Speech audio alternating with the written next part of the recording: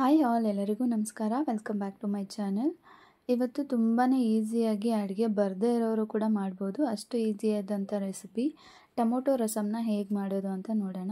ಒಂದು 5-10 ನಿಮಿಷದಲ್ಲಿ ಮಾಡ್ಕೊಬಿಡ್ಬೋದು, ಅಷ್ಟು ಈಸಿಯಾಗಿರುತ್ತೆ. ನಾನು ಒಂದು 2ರಿಂದ 3 ಜನಕ್ಕೆ ಆಗುವಷ್ಟು ರಸಮ್ನ ಮಾಡ್ತಾಯಿದ್ದೀನಿ. ಹಾಗಾಗಿ ಒಂದು 4 ಹಣ್ಣಾಗಿರೋ ಟೊಮೊಟೊ ತೊಗೊಂಡಿದ್ದೀನಿ. ಆ್ಯಪಲ್ ಟೊಮೊಟೊ ತೊಗೊಂಡಿರೋದು, ನೀವು ನಾಟಿ ಟೊಮೊಟೊ ಕೂಡ ತೊಗೊಳ್ಬೋದು. ಅದು ಕೂಡ ಹುಳಿಯಾಗಿ ತುಂಬ ಚೆನ್ನಾಗಿರುತ್ತೆ ರುಚಿ. ಒಂದು ಸ್ವಲ್ಪ ಕೊತ್ತಂಬರಿ, ಒಂದು ಸ್ವಲ್ಪ ಕರಿಬೇವು, ಹಾಗೆ ಒಂದು 10ರಿಂದ 12 ಬೆಳ್ಳುಳ್ಳಿನ ತೊಗೊಂಡಿದ್ದೀನಿ. ಇಲ್ಲಿ ರುಬ್ಕೊಳ್ಳೋದು ಬರೀ ಟೊಮೊಟೊ ಮಾತ್ರ, ಹಾಗಾಗಿ ನೀವು ಯಾವ ಸೈಜಲ್ಲಿ ಬೇಕಾದರೂ ಕಟ್ ಮಾಡ್ಕೊಳ್ಬೋದು. ನಾನು ಮೀಡಿಯಮ್ ಸೈಜಲ್ಲಿ ಕಟ್ ಮಾಡ್ಕೊಂಡಿದ್ದೀನಿ. ಈಗ ಒಂದು ಜಾರ್ನ ತೊಗೊಂಡು ಎಲ್ಲ ಟೊಮೊಟೊನೂ ಹಾಕ್ಕೊಂಡು ರುಬ್ಕೊಳ್ಳೋದು.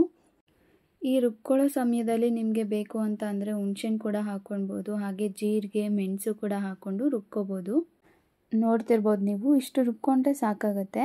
ಈಗ ಒಂದು ಪುಟ್ಟ ಪಾತ್ರೆ ಇಟ್ಕೊಂಡಿದ್ದೀನಿ, ಅದಕ್ಕೇ ಡೈರೆಕ್ಟಾಗಿ ಟೊಮೊಟೊ ಪೇಸ್ಟನ್ನು ಹಾಕ್ಕೊಳ್ಳೋದು. ನಿಮಗೆ ರಸಮ್ ಎಷ್ಟು ತೆಳುವಾಗಿ ಬೇಕು ಅಂತ ನೋಡಿಕೊಂಡು ಅದ್ರ ಮೇಲೆ ನೀರನ್ನು ಹಾಕ್ಕೊಳ್ಳಿ. ನಾನಿಲ್ಲಿ ಒಂದು 2 ಗ್ಲಾಸಷ್ಟು ಜಾರ್ಗೆ ನೀರು ಹಾಕಿ ಆ ನೀರನ್ನು ಹಾಕ್ಕೊಂಡಿದ್ದೀನಿ. ಅದಕ್ಕೇ ಈಗ ಸ್ವಲ್ಪ ಅರಿಶಿನ, ಒಂದು 2 ಸ್ಪೂನಷ್ಟು ಅಚ್ಚ ಖಾರದ ಪುಡಿ, ಒಂದು 1/4 ಸ್ಪೂನಷ್ಟು ಜೀರಿಗೆ ಪುಡಿನ ಹಾಕ್ಕೊಂಡಿದ್ದೀನಿ. ಹಾಗೆಯೇ ರುಚಿಗೆ ತಕ್ಕಷ್ಟು ಉಪ್ಪನ್ನು ಹಾಕ್ಕೊಳ್ಳಿ.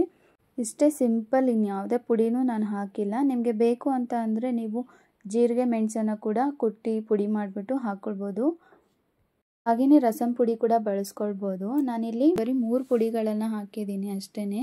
ಕೆಲವೊಂದು ಸಲ ಏನಾಗುತ್ತೆ ಅಂತಂದರೆ ನಾವು ಏನೂ ಹಾಕ್ತೇನೆ ಅಂದರೆ ಕಡಿಮೆ ಪದಾರ್ಥ ಹಾಕಿ ಮಾಡೋ ಅಡುಗೆನೇ ತುಂಬ ರುಚಿಯಾಗಿ ಬಂದಿರುತ್ತೆ. ಈಗೆಲ್ಲ ಚೆನ್ನಾಗಿ ಮಿಕ್ಸ್ ಮಾಡಿಕೊಂಡು ಒಂದು 5ರಿಂದ 10 ನಿಮಿಷ ಕುದಿಸ್ಕೊಂಡಿದ್ದೀನಿ. ಯಾಕಂದರೆ ನಾವು ಹಸಿ ಟೊಮೊಟೊ ಹಾಕಿರೋದ್ರಿಂದ ಚೆನ್ನಾಗಿ ಕುದಿಸ್ಕೊಳ್ಬೇಕಾಗತ್ತೆ. ಹಾಗೆಯೇ ನಾನು ಸೈಡಲ್ಲೇ ಒಗ್ಗರಣೆ ಮಾಡಿಕೊಡ್ತಾ ಇದ್ದೀನಿ. ಇಲ್ಲಿ ಒಗ್ಗರಣೆಗೆ 1 ಸ್ಪೂನಷ್ಟು ಎಣ್ಣೆ, ಒಂದು ಸ್ವಲ್ಪ ಸಾಸಿವೆ, ಹಾಗೆ ಬೆಳ್ಳುಳ್ಳಿನ ಜಜ್ಜಿ ಇಟ್ಕೊಂಡಿದ್ದೆ ಅದನ್ನು ಕೂಡ ಹಾಕ್ಕೊಂಡಿದ್ದೀನಿ. ಹಾಗೆ ಕರಿಬೇವು, ಒಂದು ಒಣಮೆಣ್ಸಿನ್ಕಾಯಿನ ಹಾಕ್ಕೊಂಡು ಫ್ರೈ ಮಾಡಿ. ಒಗ್ಗರಣೆಗೆ ನೀವು ಹಿಂಗನ್ನು ಕೂಡ ಸೇರಿಸ್ಕೋಬೋದು. ಒಗ್ಗರಣೆ ಹಾಕುವಾಗ ಒಂದು ಬೆಳ್ಳುಳ್ಳಿನ ಹಾಕಬೇಕು, ಇಲ್ಲ ಅಂತಂದರೆ ಹಿಂಗನ್ನು ಹಾಕಬೇಕು. ಎರಡೂ ಒಟ್ಟಿಗೆ ಹಾಕಿ ಮಾಡಿದ್ರೆ ಅದು ಅಷ್ಟು ರುಚಿಯಾಗಿರೋದಿಲ್ಲ.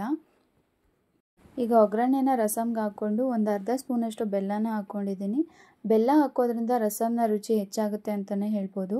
ಅದಕ್ಕೆ ಸ್ವಲ್ಪ ಕೊತ್ತಂಬರಿನ ಹಾಕ್ಕೊಂಡು ಒಂದು 2 ನಿಮಿಷ ಕುದಿಸ್ಕೋಬೇಕಾಗತ್ತೆ. ಇಷ್ಟೇ, ತುಂಬ ಸಿಂಪಲ್ಲಾಗಿ ಬೇಗನೆ ಮಾಡ್ಕೊಬಿಡ್ಬೋದು. ಅಡುಗೆ ಮಾಡೋಕ್ಕೆ ಇಂಟ್ರೆಸ್ಟ್ ಇಲ್ಲದೆ ಇರುವಾಗ ಈ ರೀತಿ ಒಮ್ಮೆ ಟ್ರೈ ಮಾಡಿ ನೋಡಿ, ತುಂಬ ಈಸಿಯಾಗಿ ಮಾಡ್ಕೊಬಿಡ್ಬೋದು. ಬಿಸಿ ಬಿಸಿ ಅನ್ನಕ್ಕೆ ತುಪ್ಪ ಹಾಕ್ಕೊಂಡು ರಸಮ್ ಹಾಕ್ಕೊಂಡು ಚಿಪ್ಸ್ ಇಟ್ಕೊಂಡು ಸೈಡ್ಸ್ಗೆ ತಿಂತಾಯಿದ್ರೆ ತುಂಬ ರುಚಿಯಾಗಿರುತ್ತೆ.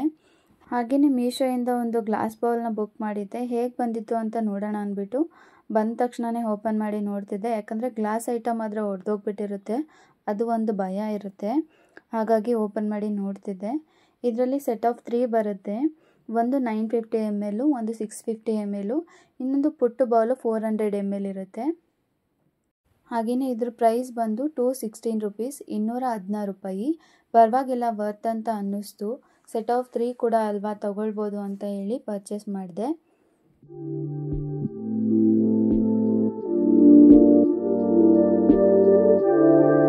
ಹಾಗೆಯೇ ಗ್ರಾಸ್ ಮ್ಯಾಟ್ ಕೂಡ ಬಂದಿತ್ತು, ಅದನ್ನು ಹೇಗಿದೆ ಅಂತ ಚೆಕ್ ಮಾಡ್ಕೊಳ್ತಿದ್ದೆ. ಇದು 2ನೇ ಸಲ ತೊಗೊಳ್ತಿರೋದು. ಒಂದು ಸಲ ತೊಗೊಂಡಿದ್ದನ್ನು ದೇವ್ರ ಮನೇಲಿ ಹಾಕಿದ್ದೀನಿ. ಇದು ಅಡುಗೆ ಮನೆಗೆ ಇರಲಿ ಅಂತ ಹೇಳ್ಬಿಟ್ಟು ತೊಗೊಂಡಿದ್ದೆ. ಇದು ಸೆಟ್ ಆಫ್ 2 ಬರುತ್ತೆ. ಇದರ ಪ್ರೈಸ್ ಬಂದು 121. ಇವತ್ತಿನ ವ್ಲಾಗ್ ನಿಮ್ಗೆ ಏನಾದರೂ ಸ್ವಲ್ಪ ಆದರೂ ಇಷ್ಟ ಆಗಿದ್ರೆ, ಯೂಸ್ಫುಲ್ ಅಂತ ಅನಿಸಿದ್ರೆ ಒಂದು ಲೈಕ್ ಮಾಡಿ, ಸಬ್ಸ್ಕ್ರೈಬ್ ಮಾಡಿ. Thank you.